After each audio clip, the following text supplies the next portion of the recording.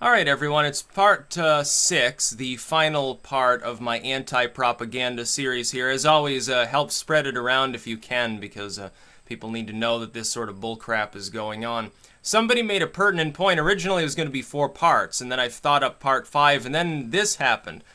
In part 3, I think it was, someone left a comment, and they're like, oh, well, Gatekeeper is a lot like Gateway Drug.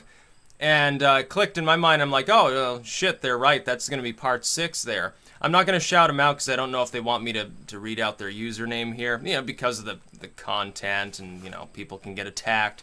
Apparently, without having anything whatsoever to do with the group, actually a hand that's supposedly so vile and horrible. But I'll use myself again as an example here. According to some people on the left, now it doesn't have to be the far left, most of them are actually corporate leftists. They're clickbaiters, they're liars, legacy media types. Establishmentarians. They love the way things go right now because it helps them to lie to people and make money doing it. It's sort of how politicians and pundits generally work at the corporate level. But according to them, I'm one of a number of grand gatekeepers to the alt-right. That is, nobody becomes extreme except through us. See, they're granting me so much power with such a title, I don't think that they know what they're up against when they do this.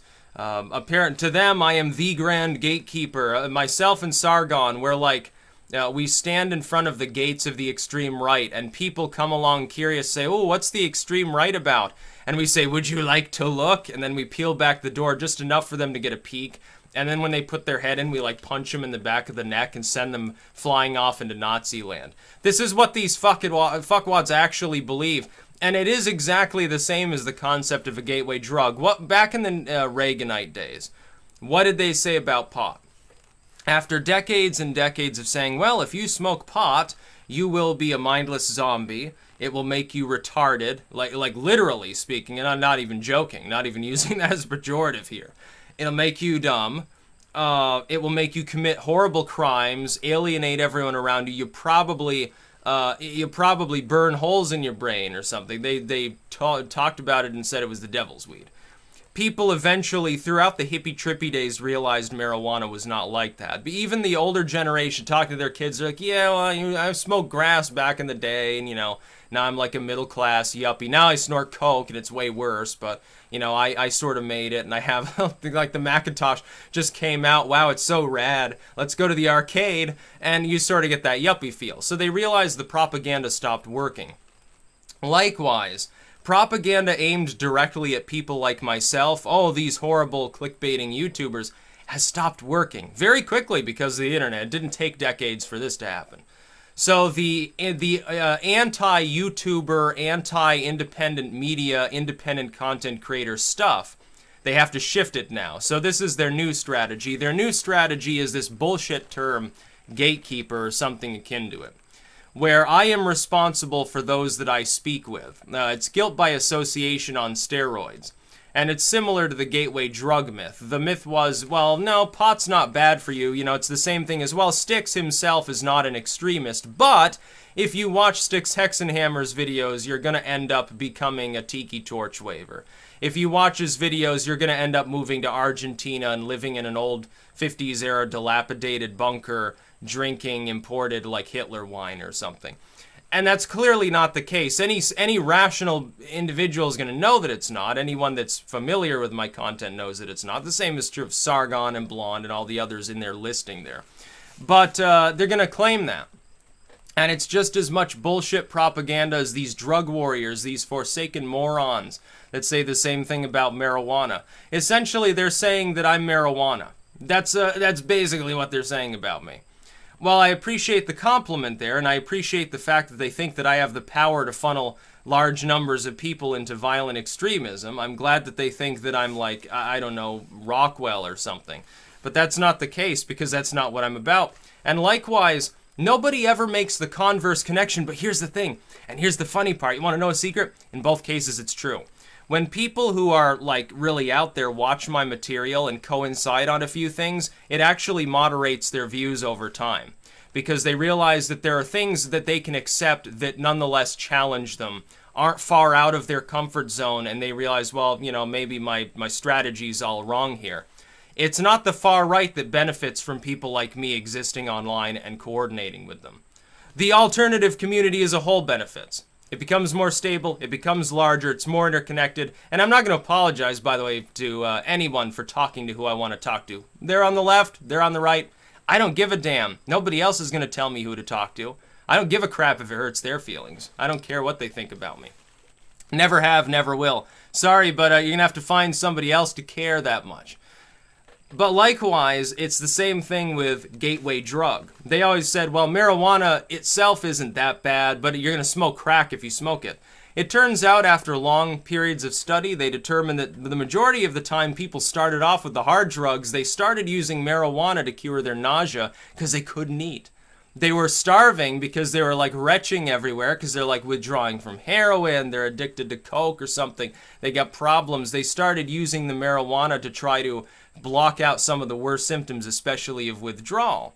Something that, unfortunately, I cannot physically do for my tobacco withdrawal because, of course, weed would just leave me on the floor spazzing out with overwhelming anxiety and probably end up in the hospital, unfortunately. Yeah, not that I really miss it, in all honesty. But that's the truth of the matter. The truth of the matter is that, likewise, the same thing happens online.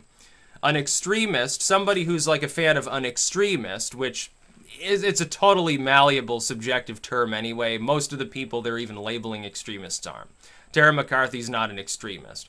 Maybe far right on some issues, yeah, I mean, she's like into the ethnic stuff, but that doesn't alone make her an extremist. She's not telling anybody to commit acts of violence. Where's the extremism? Where's specifically the violent extremism spoken of on Right Wing Watch and some of these other sites? It's just like the New York Slimes. When they have their dumbass article about, oh, clickbaiting conspiracy theories about Las Vegas are at the top of the search list. YouTube must do more about this. Why? Is there a particular reason that we need to do more about this? Is it that big a problem? You used to frown upon the fact that people would take YouTube seriously a couple years ago. Joke's on you, I suppose that you changed your mind. What about the fact that every story you put online is a fucking conspiracy theory? Most of what you post is at least a half lie. A lie by omission, a half-truth, a little white lie here and there. Usually a lot of total horrible, hairy, spider-like lies that bite you in the neck.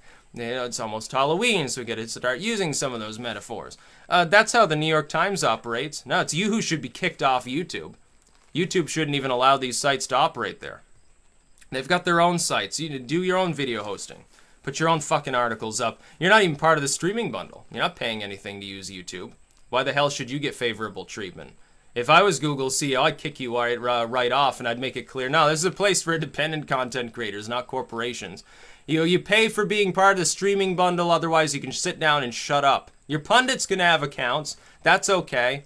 Better not be putting news clips up. We find you doing that, we're going to kick you off again, too. And block you from all the other Google services as well, asshole. That's what Google should do to them.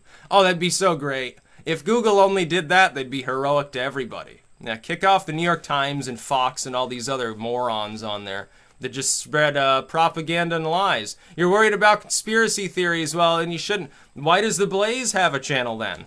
Glenn Beck, what did he do for 2 years on Fox other than take out his chalkboard and ramble about George Soros being responsible for everything? The same Soros that, by the way, he's now good friends with. Now it's, I can't remember who his go-to boogeyman is now other than Trump. So it's a lot of propaganda, and it's all completely wrong. So supposedly I'm the gatekeeper of the extremists, which means I guess that makes me one of the most powerful people in all of politics. Like way more powerful than like the CEO of an old guard media firm, because they put out propaganda all the time. I don't see anybody at Right Wing Watch saying, well, they're going to indoctrinate people into X, Y, and Z. Like they interview Spencer, or they interview Sargon or something. That's not gatekeeping to extremism. Only when it happens on YouTube. You see, therein lies the problem. This was mentioned in the live broadcast the other day, where I was speaking with Alsop and McCarthy and others at Pettibone and Wife with a Purpose. When we were there, this was pointed out. Oh, nobody ever complained when CNN wanted to talk to these people. MSNBC, the New York Times, whatever it happens to be. They can talk to violent extremist individuals, and that's okay. That's not exposing them to a greater audience somehow, you know, despite their circulation supposedly being so high. They're always bragging about how great they're doing, even though it's a total lie. Meanwhile, on YouTube, where it actually is growing, we say, oh, it's a huge problem here. Sticks talked to someone we label as an extremist. I don't care if you label him as an extremist. I really don't honestly care. Your judgment is subjective. It doesn't speak for the conception of reality that I happen to have anyway.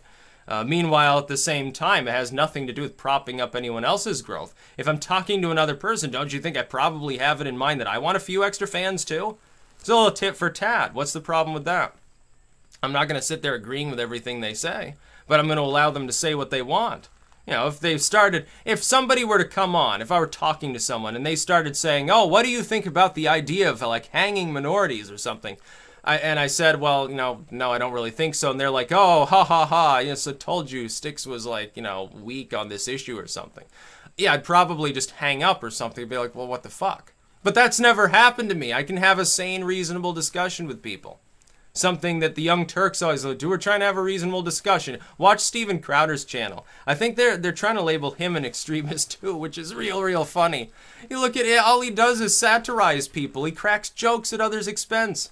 Who the fuck is he far out there? He's not an extremist.